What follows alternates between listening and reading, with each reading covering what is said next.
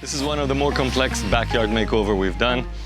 This used to be a small deck with a staircase leading up all the way to the bottom level here. We had to build it out with these different terraces in order to create about an 800 square foot ipe, that's Brazilian walnut deck up here.